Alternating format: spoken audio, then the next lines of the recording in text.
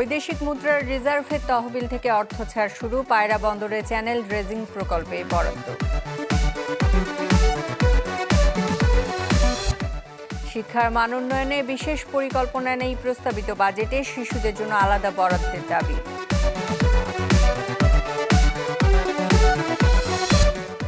করোনায় প্রণোদনায় পুরোপুরি উপেক্ষিত প্যাকেজিং খাত, অর্থাভাবে বন্ধ বেশ কয়েকটি কারখানা।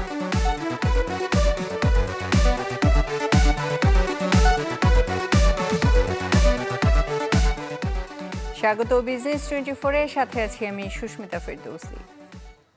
বৈদেশিক মুদ্রার রিজার্ভ থেকে গঠিত বাংলাদেশ ইনফ্রাস্ট্রাকচার ডেভেলপমেন্ট ফান্ডের অর্থ ছাড় শুরু হয়েছে। প্রথম বরাদ্দ পেল পায়রা বন্দরের রাবনাবাদ চ্যানেল ড্রেজিং। পিপিপির আওতায় 2 বছর আগে নেয়া এই প্রকল্পের আকার ছিল 10,559 কোটি টাকা। সে চুক্তি বাতিল করে নিজস্ব অর্থায়নে এখন ধরা হয়েছে 4,950 কোটি টাকা। এতে খরচ কমেছে 53%। স্রোতের বুক চিরে ছুটে চলা এই পথটি রাবনাবাদ চ্যানেল। পটুয়াখালীর আন্দারমানিক নদীর তীরে নির্মাণাধীন পায়রা সমুদ্র বন্দর থেকে গভীর বঙ্গোপসাগরে নৌযান চলাচলের পথ এটি। খালি চোখে বিশাল নদী কিংবা সমুদ্র মনে হলেও এই চ্যানেলের বিপত্তি নাব্য সংকট। 75 কিলোমিটার এই চ্যানেলের ড্রেজিং উপলক্ষে চুক্তি বেলজিয়ামের কোম্পানি জান্ডেলনুলের সাথে, যার ব্যয় ধরা হয়েছে 4,950 কোটি টাকা। বৈদেশিক মুদ্রার রিজার্ভ থেকে গঠিত বাংলাদেশ ইনফ্রাস্ট্রাকচার ডেভেলপমেন্ট ফান্ডের প্রথম বরাদ্দ এটি। একই পথের জন্য পিপিপির আওতায় এর আগে 2019 সালে এই কোম্পানির সাথেই 10,559 কোটি টাকার চুক্তি করেছিল সরকার, যা বাতিল করে নতুন চুক্তির আওতায় ব্যয় কমবে 53%। সততা নিষ্ঠার সাথে এই কাজটা করা হয়েছে, যে কারণে যে মূল্য প্রথমে ধরা হয়েছে তার চেয়ে অনেক কমে এসেছে। অনাকাঙ্ক্ষিত শক্তি চিরদিনের জন্য সেটাকে ঝেড়ে মুছে পরিষ্কার করে নিজের মাটিতে, নিজের পায়ে, নিজের ঘরে, নিজের আবাসনে নিজেদেরকে প্রতিষ্ঠা করব। পায়রা সেদিকে আরেক কদমে এগিয়ে যাওয়ার আমাদের প্রতীক। চলমান মেইনটেনেন্স ড্রেজিংয়ে চ্যানেলটির গভীরতা 6.3 মিটার থাকলেও চুক্তির আওতায় ক্যাপিটাল ড্রেজিং শুরু হওয়ার পর গভীরতা হবে 10.5 মিটার। বলা হচ্ছে 2023 সালের মধ্যে শেষ হবে এই কাজ। এর ফলে চ্যানেলটির প্রস্থ হবে 100 থেকে 125 মিটার পর্যন্ত। যেই ক্যাপিটাল ড্রেজিংয়ে আমরা উপস্থিত হয়েছি, এটা সম্পন্ন হলে আমরা আরেকটি বন্দর আমরা পেতে যাচ্ছি। বন্দর কর্তৃপক্ষ জানায় এই ড্রেজিং শেষ হলে 40,000 মেট্রিক টন ধারণ ক্ষমতার 200 মিটার দৈর্ঘ্য আর 30 মিটার প্রস্থের জাহাজ সহজেই আসতে পারবে পায়রা বন্দরে। শফিকুল ইসলাম সবুজ, চ্যানেল 24, ঢাকা। প্রস্তাবিত বাজেটে উপেক্ষিত শিক্ষা খাত, শিক্ষার পরিবেশে পুনরুদ্ধারে নেই কোনো পরিকল্পনা। নজর নেই শিক্ষার্থীদের মানসিক স্বাস্থ্য ও শিশু অধিকারের বিষয়ে।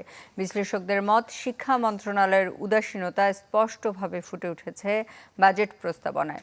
অর্থনীতিবিদরা বলছেন, বাজেটে শিশুদের জন্য আলাদা বরাদ্দ এখন সময়ের দাবি।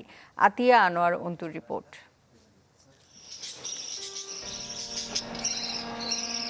ষষ্ঠ শ্রেণীর অদ্রির এমন আনমনা চাহনি এখন রোজকার। গেল 1.5 বছর ধরে বন্ধ স্কুল, তাই বাসার এই একচিলতে বারান্দাটায় তার মুক্ত বাতাসে শ্বাস নেবার ঠিকানা। দেশে এখন অনলাইন ক্লাসের জাতাকলে অদ্রির মতোই মানসিকভাবে বিপর্যস্ত অনেক শিক্ষার্থী, যা বাড়িয়েছে অভিভাবকদের খরচাও। এক ধরনের একটা চিন্তা সবসময় মাথায় কাজ করে যে পড়াশোনা এদিকেও আগাচ্ছে না, ওদিকেও আগাচ্ছে না, সব জায়গায় একটা আটকে গিয়েছি আমরা একটা লুপের মধ্যে। তো এখন আমরা চিন্তা করছিলাম যে স্কুলটা যদি খুলে যায় তাহলে কোনো একভাবে আমাদের পড়াশোনাটা তাহলে আগাবে।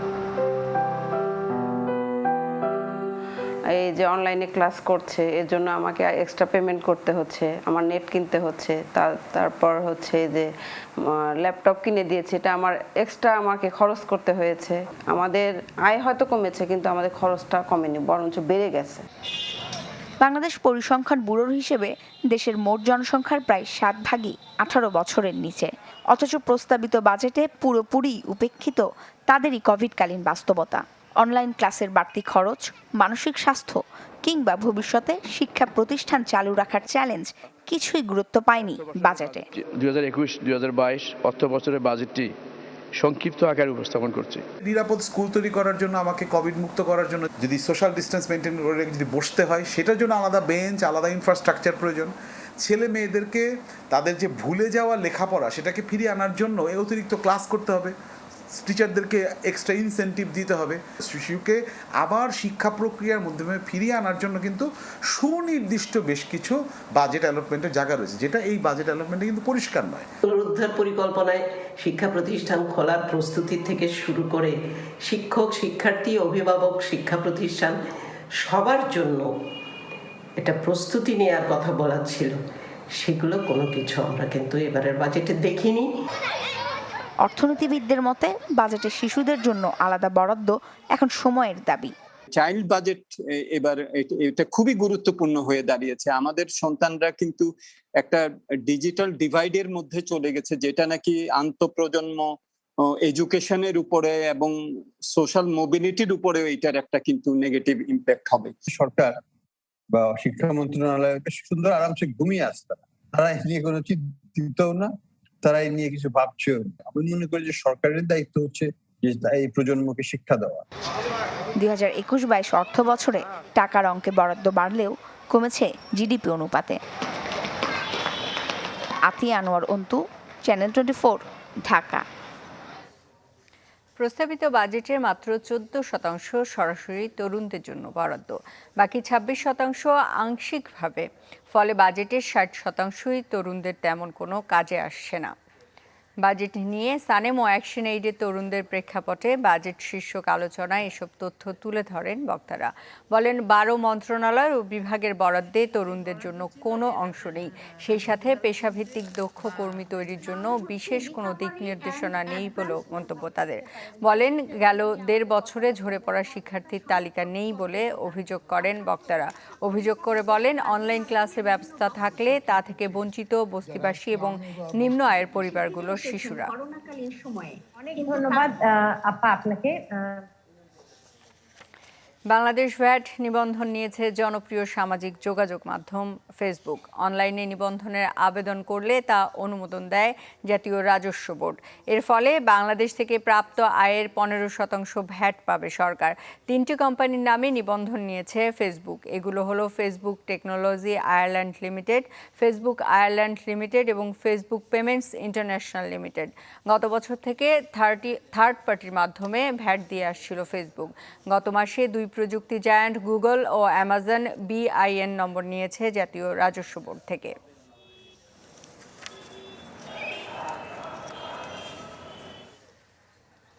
বিজনেস 24 একটা বিরতি নিচ্ছি, সাথেই থাকুন।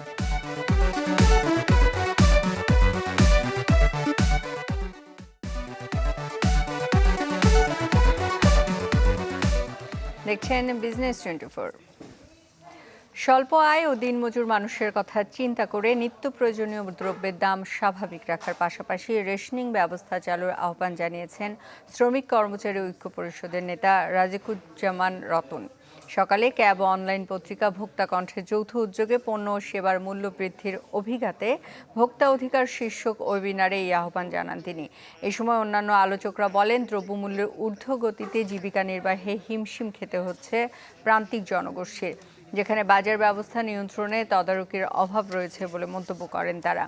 এক্ষেত্রে অসাধু ব্যবসায়ীদের কারসাজি কমাতে ভোক্তা অধিকার কমিশন গঠনের দাবি জানান বক্তারা। তারা নির্ধারণ করে দেয়, ব্যবসায়ীরা কিন্তু একজোট হয়ে কিংবা চীনকে টেক্কা দিতে ঐক্যমতে পৌঁছেছে G7 জোট। Belt and road initiative BRI এর বিকল্প পরিকল্পনা হিসেবে অবকাঠামো উন্নয়নের নতুন প্রকল্প ঘোষণা করেছে শীর্ষ অর্থনীতির 7 দেশ। যুক্তরাজ্যের স্থানীয় সময় শনিবার G7 জোট সম্মেলনের দ্বিতীয় দিনের বৈঠকে জানানো হয় নিম্ন ও মধ্য আয়ের দেশগুলোতে টেকসই উন্নয়নের লক্ষ্যেই এই প্রকল্প নেওয়া হয়েছে। বৈঠকে সভাপতিত্ব করেন ব্রিটিশ প্রধানমন্ত্রী বরিস জনসন। যুক্তরাষ্ট্র, ফ্রান্স, কানাডা, জার্মানি, জাপান এবং ইতালির নেতারা উপস্থিত ছিলেন এতে। গত 3 দশকে বেল্ট অ্যান্ড রোড ইনিশিয়েটিভের আওতায় অন্তত 100টি দেশের অবকাঠামো উন্নয়নে $100 কোটি বিনিয়োগ করেছে চীন।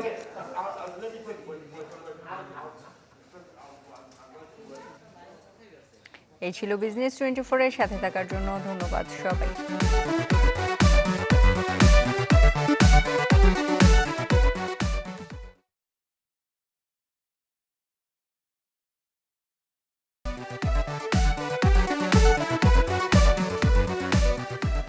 দেখছেন বিজনেস 24। ক্ষুদ্র ও মাঝারি উদ্যোক্তাদের শিল্প নিবন্ধন কার্যক্রম সহজ করতে ওয়ান স্টপ সার্ভিস সেন্টার চালু করল শিল্প মন্ত্রণালয়ের আওতাধীন বাংলাদেশ ক্ষুদ্র ও কুটির শিল্প কর্পোরেশন বিসিক। রাজধানীর একটি হোটেলে এর উদ্বোধন করেন শিল্পমন্ত্রী নুরুল মজিদ মাহমুদ হুমায়ুন। জানান নিজস্ব 29টি এবং অন্যান্য প্রতিষ্ঠানের 13টি সেবা যুক্ত হবে বিসিকের ওয়ান স্টপ সার্ভিসে। দেশের মধ্যে কর্মসংস্থান বাড়াতে বিসিকের মাধ্যমে উদ্যোক্তাদের সার্বিক সহায়তা অব্যাহত থাকবে বলে জানান মন্ত্রী। এ সময় অর্থনীতিকে চাঙা করতে এবং জিডিপিতে অবদান বাড়াতে উদ্যোক্তাদের নতুন নতুন পরিকল্পনা সংযোজনের আহ্বান জানান তিনি।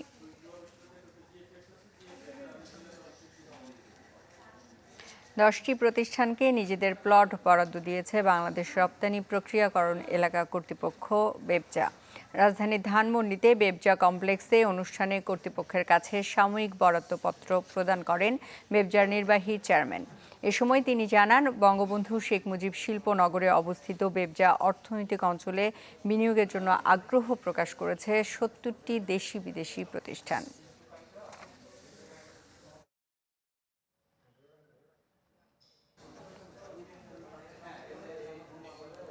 কোভিডের সময় বেশ কয়েকটি সেক্টরে প্রণোদনার অর্থ প্রদান হলেও উপেক্ষিত ছিল প্যাকেজিং সেক্টর। প্রায় প্রতিটি ব্যবসায় প্যাকেজিংয়ের প্রয়োজনীয়তা থাকলেও এ সেক্টরের প্রতি তেমন নজর দেওয়া হয়নি। খাত সংশ্লিষ্টরা বলছেন, সরকারের প্রণোদনার অভাবে বন্ধ হয়েছে অনেক কারখানা। যারা ক্ষতিগ্রস্ত হয়েছেন তারা নিজ চেষ্টায় ঘুরে দাঁড়ানোর উপায় খুঁজছেন, মিলছে না সহজ শর্তে ঋণও। ইফতেখার আলমের রিপোর্ট। প্রতিটি ব্যবসায় পণ্যের উৎপাদন, প্রক্রিয়াজাতকরণ ও বিপণনে প্যাকেজিংয়ের প্রয়োজন হয়।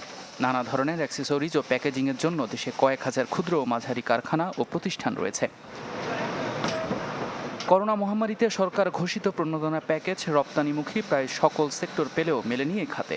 শতভাগ রপ্তানিমুখী এ খাত পার করছে কঠিন সময়। প্রায় 1800 কারখানা একসময় সচল থাকলেও করোনাকালীন সময়ে তা নেমে হাজারে দাঁড়িয়েছে। ক্ষতিগ্রস্ত হয়েছেন ক্ষুদ্র ও মাঝারি আকারের কারখানা। গার্মেন্টস শিল্পের নয়, গার্মেন্টস এক্সেসরি শিল্প ক্ষতিগ্রস্ত। আসার কথা হলো, আমাদের মাননীয় প্রধানমন্ত্রীর নেতৃত্বে ভ্যাকসিন নিয়ে সরাসরি কাজ করছে। ভ্যাকসিন যদি আমাদের বাংলাদেশের সমস্ত সর্বত্র প্রয়োগ হয়, তাহলে আগের ন্যায় আমরা ব্যবসা বাণিজ্য এবং শিল্পে এগিয়ে যেতে পারবো। রপ্তানিমুখী বিভিন্ন খাতের উৎপাদিত পণ্যে এ খাতের অংশীদারিত্ব 15 থেকে 18%। বোতাম, পলি, কার্টন, বিভিন্ন ধরনের ব্যাগসহ নানা পণ্যের সরবরাহ হয় এই সেক্টর থেকে। তারপরও কোনো ধরনের আর্থিক কিংবা নীতিগত সহায়তা না মেলায় হতাশ খাত সংশ্লিষ্টরা। সেই সাথে কর্পোরেট ট্যাক্সের প্রভাব, বিশ্ববাজারে কাঁচামালের দাম বৃদ্ধি ও বকেয়া বিল সমস্যা তৈরি করছে। অ্যাক্সেসরিজের যে সমস্ত কাঁচা মাল বা র মেটেরিয়াল আমরা বিদেশ থেকে ইম্পোর্ট করে থাকি, সেগুলো বিগত 6 মাস যাবত বা 8 মাস যাবত ক্রমাগত বেড়েই চলেছে। মাঝখানে কিছুদিন স্টপ ছিল, এখন আবার বেড়েছে, বিশেষ করে প্যাকেজিং সামগ্রী। এটাও অবস্থা অত্যন্ত নাজুক। এলসি হলেও র মেটেরিয়াল দিচ্ছে না, এলসি শিপমেন্টের ডেট 2 মাস 3 মাস পার হয়েছে, নতুন শিপমেন্ট দিচ্ছে না। বিভিন্ন ইস্যুতে আমরা এই পণ্য মানে প্রোডাক্টের যে পণ্য আমরা গার্মেন্টসের কাছে সরবরাহ করি, সেখানে আমাদের যে মূল্য যে অ্যাড হচ্ছে, আমরা কিন্তু সেই মূল্যটা পাচ্ছি না। এখানে আমাদের এখন একটা চ্যালেঞ্জিং ইস্যু হয়ে দাঁড়াচ্ছে। সময়ের সাথে তাল মিলিয়ে রপ্তানিমুখী এ খাতের উন্নয়নে সরকারের নীতিগত ও আর্থিক সহায়তা পাল্টে দিতে পারে এ খাতের সার্বিক চিত্র, এ প্রত্যাশা ব্যবসায়ীদের। ইফতেখার আলম, চ্যানেল 24, ঢাকা। বিজনেস 24 নিচ্ছি আরও একটা বিরতি, সাথেই থাকুন।